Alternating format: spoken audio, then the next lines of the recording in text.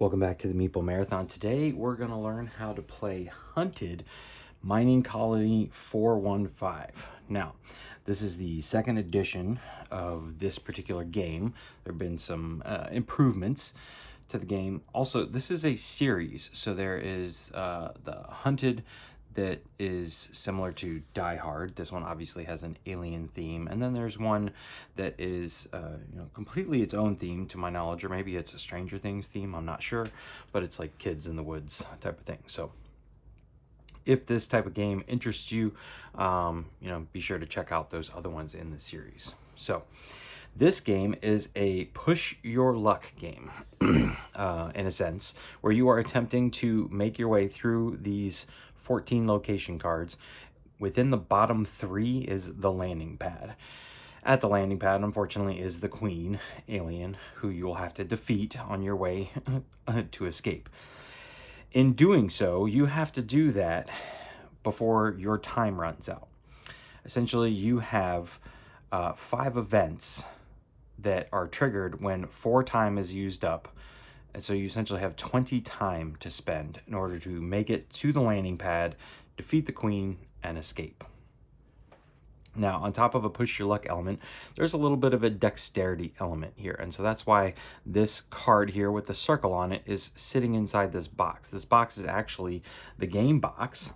Comes in like an old video cassette style box. There you go. And we're actually going to be tossing tokens to try and gain hits to land in this darker circle in the middle. Now, when you toss your tokens, we'll cover this here later, but you actually toss them all at the same time. So it's advantageous for you to have them have the box, because things may bounce off the walls.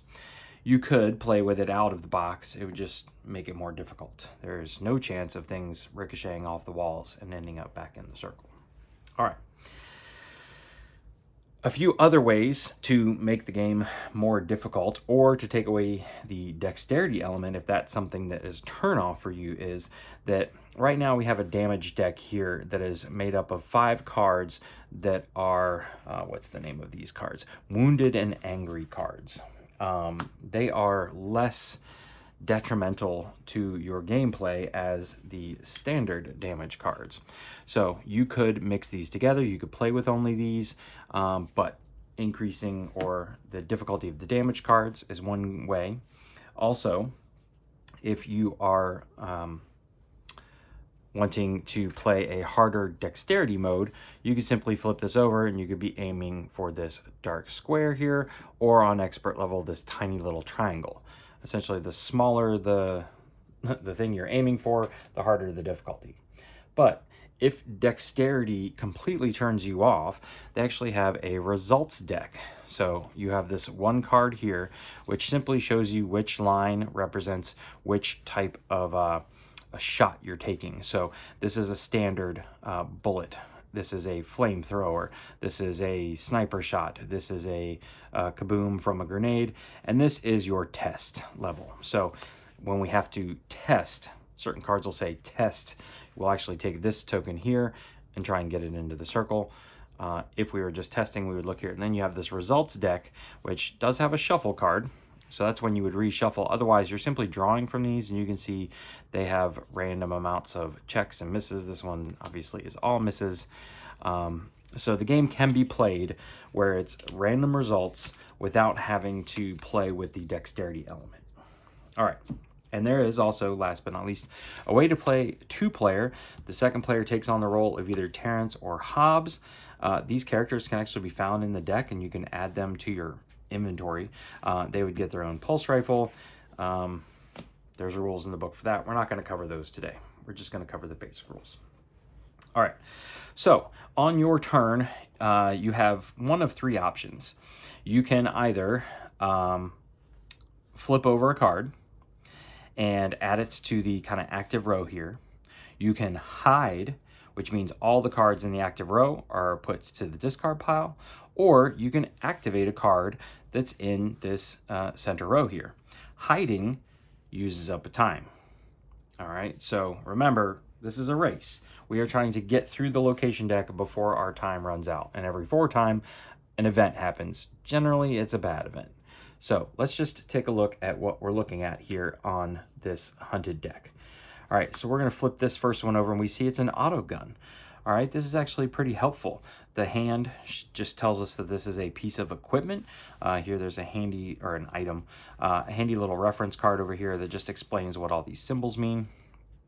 But in order to add the auto gun to our inventory, we have to find 2 magnifying glasses, 2 search tokens.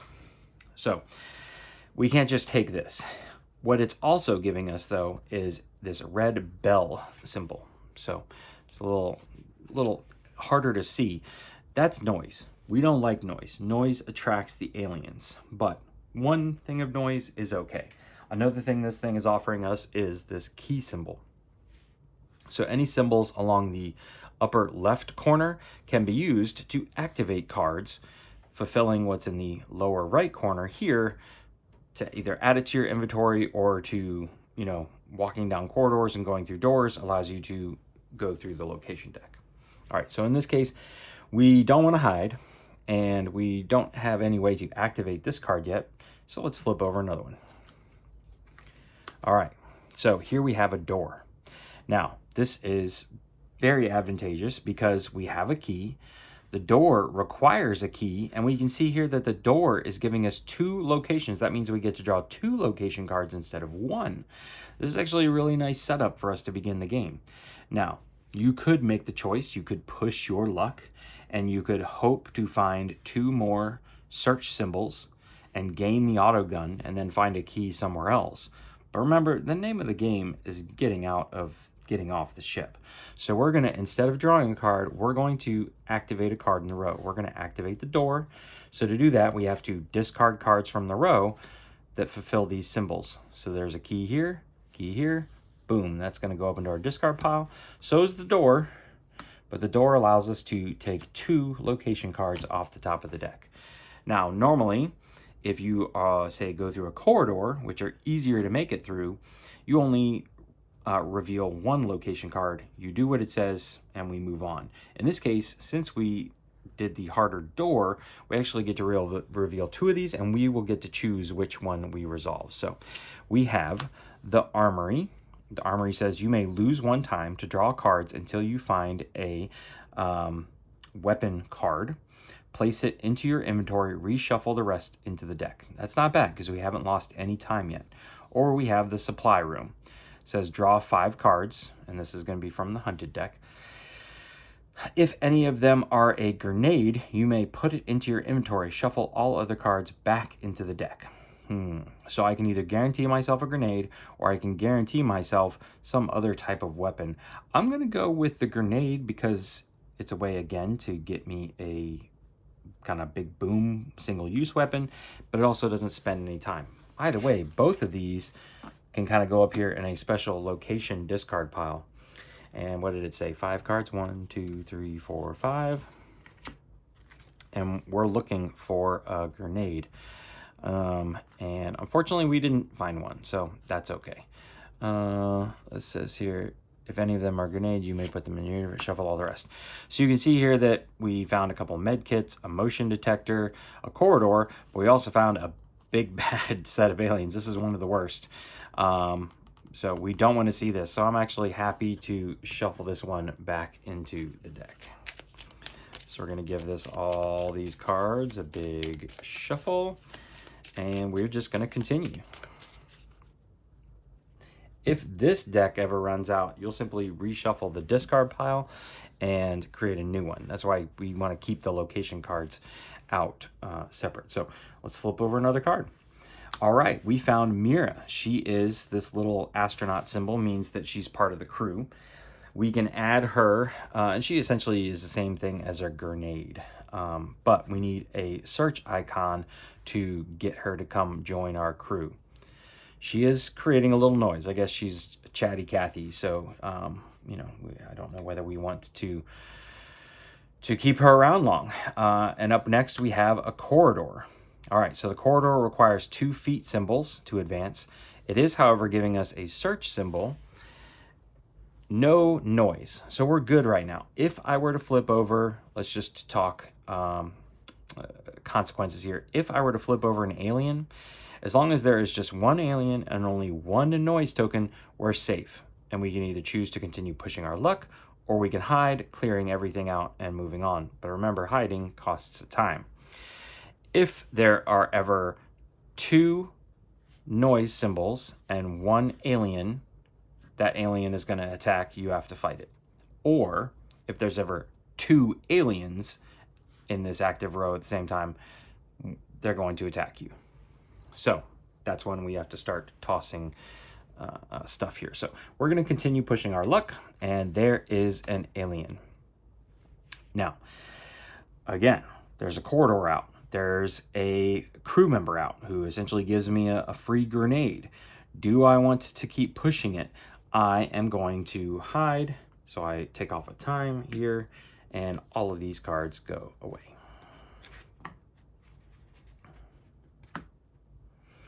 Let's continue flipping over cards. All right, we found another door. So again, this requires a key. Got to open the door.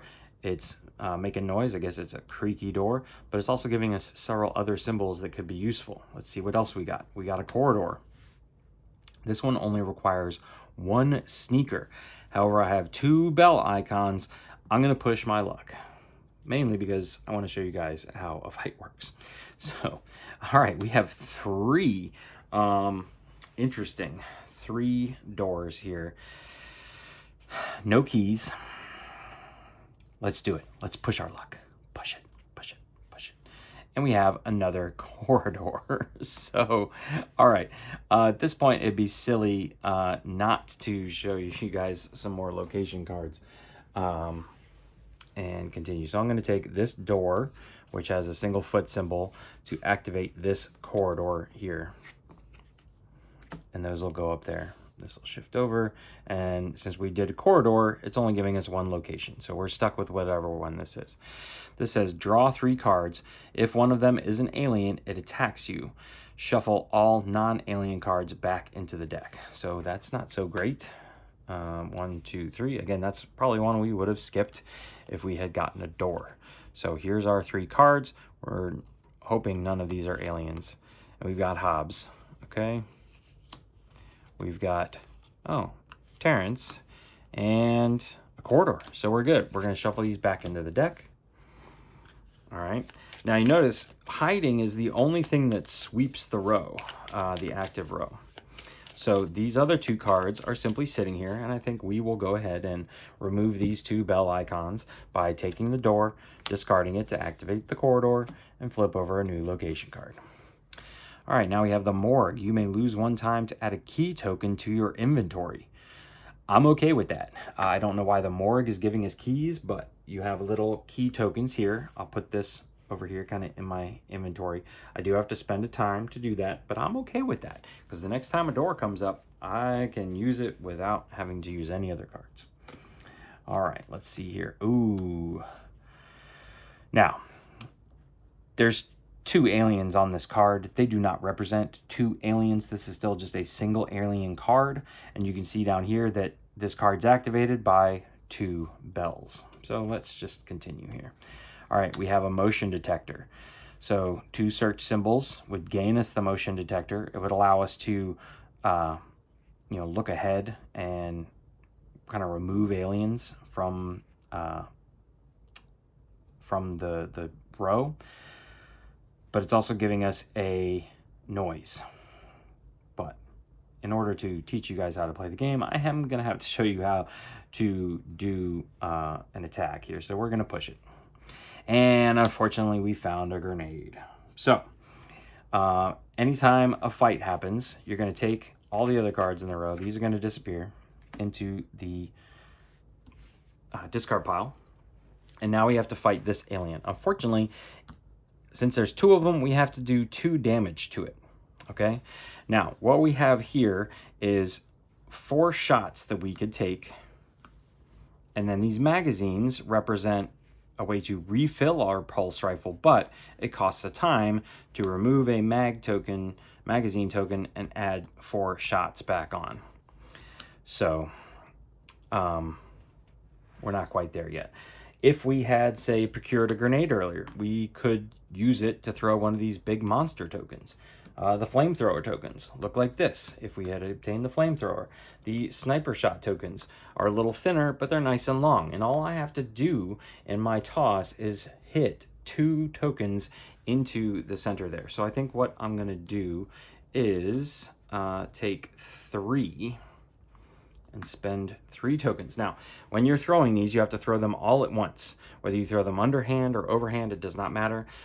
I cannot just reach them over and drop them. I have to release them outside of the box. So I could come from this way.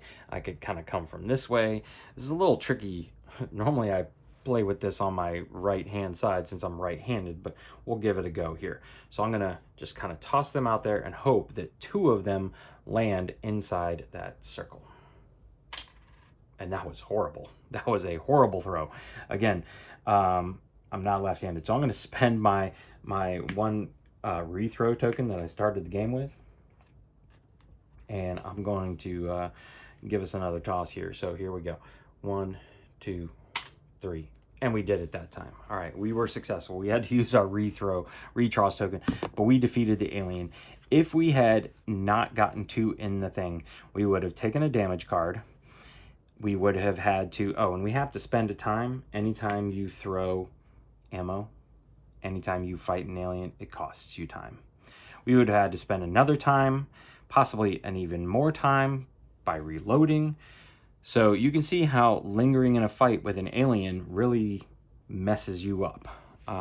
And if at any point you ever have all 5 damage out in front of you and you go to draw a 6th one, you've lost the game. So these guys are going to go into the discard pile, and these tokens get discarded. So I could, right now, spend some time to reload, but that would immediately trigger this event card. So we're going to hold off right now. See if we can't get maybe like a grenade or something. Oh my gosh. Well, there's the big one. We definitely don't want to mess with it. So let's just keep moving a little bit here. All right. If I flip over an alien, I'm screwed. Here you can see this laser rifle is what would give me these little thin ones. It would give me immediately 3 shots and 2 refills, but I'd need 2 search tokens to come out before I can use this. So I think I'm very scared of this thing. I think I'm gonna spend a time to hide. And so these are gonna go over there, and this event card is going to activate. So this says test. If you succeed, gain 2 time. Well, that's actually kind of positive. So remember, testing takes this heart token. We only have 1 shot, and we need to make it into that circle, same as the other one. So here we go, 1, 2, 3, and we missed. All right, so we don't gain 2 time, but we also don't lose time either. This needs to go in its own separate discard pile. And there we go. So I'm gonna pause here and just point out that the dexterity element is not easy. It's not for the faint of heart. Now, given more practice, you could probably get to the point where you could nail it with anything and be confident that you could get a single shot hit with a single little bullet token almost every time.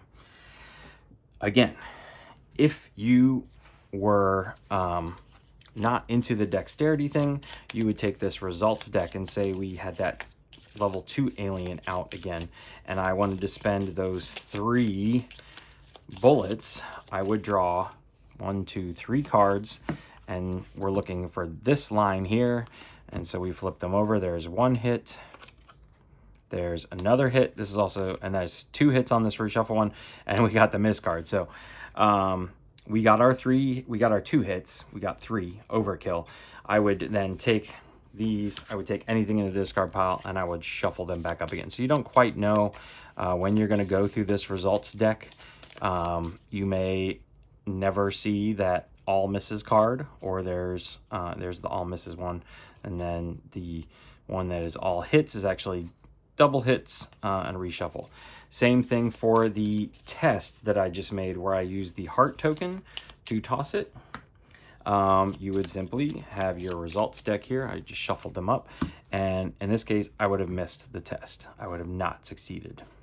So, and if you were to spend your retoss token, say during the attack, and you would just simply redraw 3 cards and see. Or actually, I think you can redraw as many as you want and keep as many as you want. But that's how this results deck works. All right. Last but not least, we're just going to take a look at these damage cards just so you can see how they work. Wounded and Angry, again, gives you these cards that push towards the end game, but Wounded and Angry cards also give you an ability that if you kind of either exhaust them sideways or you could just flip them over, gives you a kind of bonus ability. So that's the wounded part is taking the damage card, but the angry part is this. So here it says retoss any number of tokens you just tossed. So that's effectively a retoss token. If I had gained this wound card, I could then flip it over like that to retoss tokens. And all these are different. This is discard a card from the row. Gain a magazine token for your pulse rifle. Automatically gain 1 success when fighting an alien card and draw 1 location card. These do not have to be used as soon as you gain them. They can be used at any time.